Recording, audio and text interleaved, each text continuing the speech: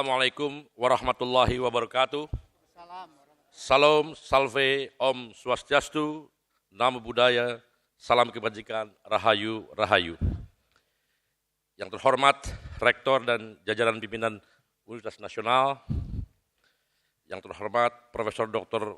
Fadlizon, Menteri Kebudayaan, yang juga Senat Guru Besar Universitas Nasional, yang terhormat Dr. Henry Tambunan, Kepala Lembaga Layanan Pendidikan Tinggi Wilayah 3 Kemendikti-Saintek, yang saya hormati para guru besar, dosen, dan segenap sivitas akademika Universitas Nasional, para orang tua dan keluarga wisudawan dan wisudawati yang berbahagia, serta para wisudawan dan wisudawati Universitas Nasional yang saya banggakan. Pertama-tama, marilah kita panjatkan puji syukur kehadirat Tuhan Yang Maha Kuasa, Allah SWT, karena atas rahmat dan karunia-Nya kita dapat hadir dan dalam keadaan penuh kebahagiaan dan kebanggaan pada acara wisuda Universitas Nasional hari ini. Atas nama Kementerian Lingkungan Hidup dan Badan Pengendalian Lingkungan Hidup, dan sebagai alumnus Universitas Nasional, saya mengucapkan selamat kepada seluruh wisudawan dan wisudawati yang hari ini telah menyelesaikan satu tahapan penting dalam perjalanan hidupnya. Hadirin yang saya hormati, saya keluar dari teks sebentar.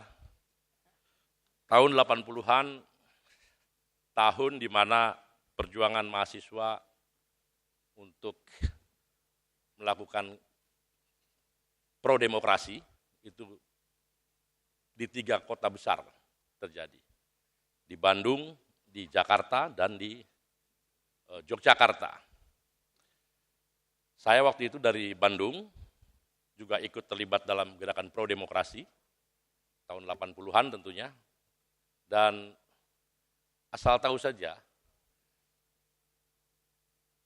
Bandung bergolak, kira-kira menjadi barometernya ITB.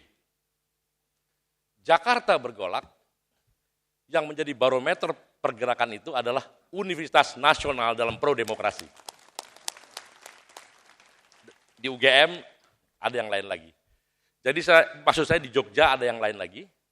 Jadi saya ingin mengatakan bahwa sumbangsi besar mahasiswa, para segenap sivitas akademika yang memberikan kebebasan kepada mahasiswa untuk berjuang melahirkan demokrasi adalah Universitas Nasional. Karena itu saya bangga menjadi lulusan Universitas Nasional. Bapak Ibu sekalian, hadirin wisudawan, bahwa mengabdi untuk mendapatkan ilmu adalah baik. Tapi yang utama adalah juga karakter. Karena itu kita bisa katakan knowledge is power, but character is more. Dan saya yakin lulusan UNAS, kita semua segenap akademika tidak hanya berilmu, tapi juga kita punya karakter yang baik bagi bangsa ini. Hadirin yang saya hormati, saya kembali ke teks. Universitas Nasional memiliki sejarah panjang dan terhormat dalam perjalanan pendidikan Indonesia. Universitas Nasional merupakan perguruan tinggi swasta tertua di Jakarta yang didirikan pada tanggal 15 Oktober 1949 oleh para tokoh bangsa, di antaranya Profesor Sumitro, Joy Hadikusumo, Sultan Takdir Ali Sabana, R. Teguh Suharto Sastro Suwingyo, serta tokoh cendekiawan nasional lainnya. Kehadiran Universitas Nasional sejak awal bukan hanya sebagai institusi pendidikan, tapi juga menjadi bagian dari semangat perjuangan bangsa dalam membangun Indonesia melalui ilmu pengetahuan, pemikiran kebangsaan, dan pembangunan karakter generasi muda.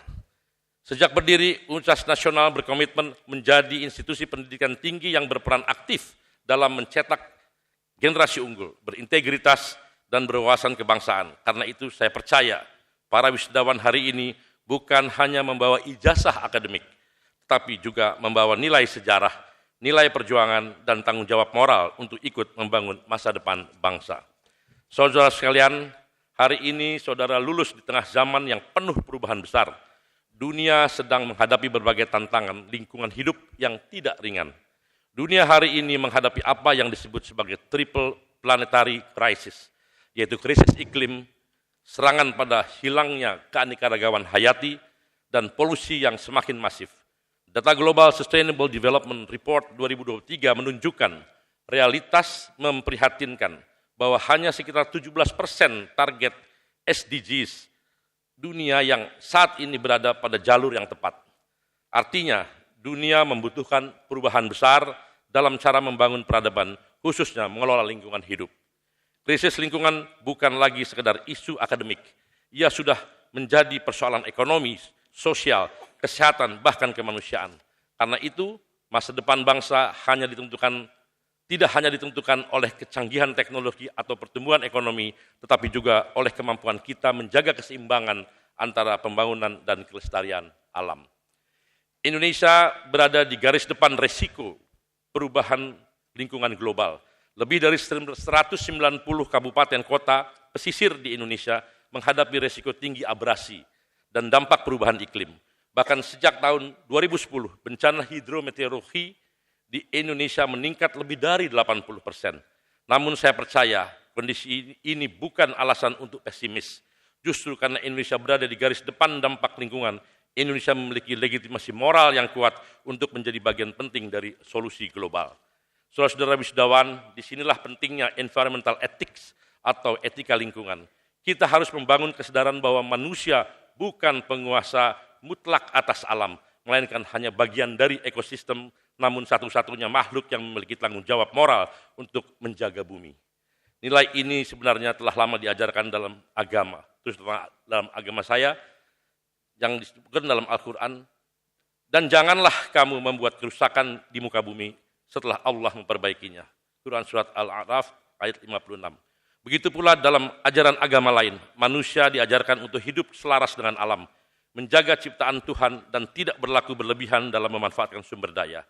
Pembangunan masa depan tidak cukup hanya dibangun dengan kecerdasan intelektual, tetapi juga harus diperkuat dengan moralitas, spiritualitas, dan kepedulian yang mendalam terhadap lingkungan hidup. Saudara-saudara wisudawan, saya justru melihat harapan besar ada pada generasi muda hari ini. Indonesia memiliki sekitar 75 juta generasi Z, dan salah satu survei yang dilakukan oleh Sukarelawan Indonesia Pembela Alam atau RIMBA menunjukkan bahwa tingkat kepedulian mereka terhadap isu lingkungan sangat tinggi. Lebih dari 80% generasi Z menyatakan peduli terhadap pelestarian lingkungan hidup dan masa depan bumi. Ini adalah modal sosial yang luar biasa besar. Artinya, generasi muda Indonesia sesungguhnya memiliki energi, kesadaran, dan idealisme untuk menjadi pelopor perubahan menuju masa depan yang lebih hijau dan berkelanjutan. Tugas kita sekarang adalah mengubah kepedulian menjadi aksi nyata. Dari sekedar awareness menjadi movement, dari kepedulian menjadi inovasi, dari diskusi menjadi solusi. Hadirin yang saya hormati, di bawah kepemimpinan Presiden Republik Indonesia Bapak Prabowo Subianto, visi Astra Cita telah menegaskan bahwa keberlanjutan ekologis merupakan prasyarat mutlak menuju Indonesia Emas 2045. Namun transisi menuju ekonomi hijau tidak boleh meninggalkan siapapun di belakang. Karena itu kita harus memastikan bahwa keadilan lingkungan adalah bagian dari keadilan sosial. Transformasi menuju ekonomi hijau juga akan membuka peluang besar bagi generasi muda melalui green job atau pekerjaan hijau. Dunia ke depan membutuhkan lebih banyak profesi yang berorientasi pada keberlanjutan, ahli energi terbarukan, pengelola sampah modern, insinyur teknologi berorientasi lingkungan, peneliti biodiversitas, perencana kota hijau, carbon analyst, circular economy specialist, hingga wirausaha hijau. Transisi menuju Indonesia hijau diperkirakan akan melahirkan jutaan lapangan pekerjaan baru.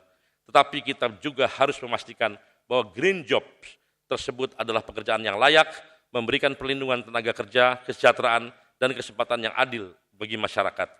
Masa depan ekonomi dunia tidak hanya digital, tapi juga hijau. Idiom sekarang adalah future jobs are green jobs.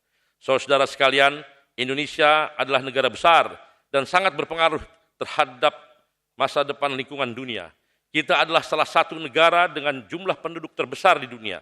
Kita memiliki hutan tropis terbesar ketiga di dunia, kawasan mangrove yang sangat luas, kekayaan mega biodiversity terbesar di dunia, garis pantai yang terpanjang kedua di dunia, serta sumber daya alam yang sangat strategis. Karena itu apa yang dilakukan Indonesia terhadap lingkungan hidup akan memberi dampak besar terhadap dunia. Kalau Indonesia berhasil menjaga hutannya, melindungi gambut dan mangrove-nya, mengelola sampahnya, menjaga sungainya, melindungi lautnya, dan membangun ekonomi sirkular, maka Indonesia bukan hanya menjaga dirinya sendiri, tetapi juga memberi kontribusi besar bagi masa depan bumi. Bila sekarang kita perhatikan, maka tidak ada tekad lain di dunia ini yang bisa memanggil semua kekuatan untuk bersatu, selain tekad untuk memuliakan bumi yang hanya satu ini, only one earth. Tekad memuliakan bumi itu bisa memanggil berbagai kekuatan lintas budaya, lintas agama, lintas negara, lintas bangsa, lintas usia, lintas sektoral, bahkan lintas intelektualitas. Bapak Rektor dan segenap sivitas akademika dan wisudawan sekalian, dalam rencana pembangunan jangka menengah nasional tahun 2025-2029, pemerintah menargetkan 100% sampah terkelola dan pada tahun 2009 melalui penguatan ekonomi sirkular dan transformasi tata kelola material. Kita mulai mendorong teknologi seperti Refuse Derived Fuel, RDF, pengolah sampah menjadi energi listrik P-cell, pirolisis atau sampah menjadi BBM, dan berbagai inovasi pengolahan sampah modern sebagai bukti bahwa sampah bukan hanya masalah, tetapi juga sumber daya dan peluang ekonomi baru. Selain itu, praktek pengolahan sampah pada sumbernya, yaitu rumah tangga, juga menjadi satu intervensi penting. Karena itu saya mengajak seluruh wisudawan Universitas Nasional untuk menjadi bagian generasi solusi. Jadilah generasi yang bukan hanya mengejar kesuksesan pribadi, tetapi juga meninggalkan jejak kebaikan bagi bumi dan kemanusiaan. Kita membutuhkan sarjana yang bukan hanya pintar, tetapi juga berintegritas. Bukan hanya kompetitif, tetapi juga peduli. Bukan hanya mengejar keuntungan ekonomi, tetapi juga menjaga keberlanjutan kehidupan. Hadirin yang saya hormati, bumi ini bukan warisan nenek moyang semata, tetapi pinjaman dari anak cucu kita. Karena itu tanggung jawab menjaga lingkungan hidup bukan hanya tugas pemerintah, melainkan juga moral seluruh generasi. Saya percaya wisudawan dan wisudawati Universitas Nasional mampu menjadi generasi yang membawa perubahan tersebut. Sebelum saya mengakhiri, saya ingin menyampaikan bahwa saya tetap berkomunikasi dengan sahabat-sahabat yang ada di UNAS, Bapak Rektor tentunya. Di sini ada Profesor Maswadi Rauf, senior yang saya hormati. Ada juga teman-teman yang lain seperti yang partner dalam membangun kritik yang konstruktif, Dr. Slamet Ginting, dan teman-teman lainnya, tentu dari Serikat Buruh juga ada Arnold, dan sebagainya. Dan itu membahagiakan saya terus terkoneksi. Bahkan kalau diizinkan satu waktu saya ingin juga sekali-sekali memberikan kuliah tamu di Universitas Nasional untuk bidang lingkungan. Akhirnya, sekali lagi saya mengucapkan selamat kepada seluruh wisudawan dan wisudawati Universitas Nasional. Semoga saudara semua menjadi generasi yang membawa Indonesia menjadi bangsa yang maju, bermartabat, hijau, dan berkelanjutan. Billahi fiswalil haq. Wassalamualaikum warahmatullahi wabarakatuh.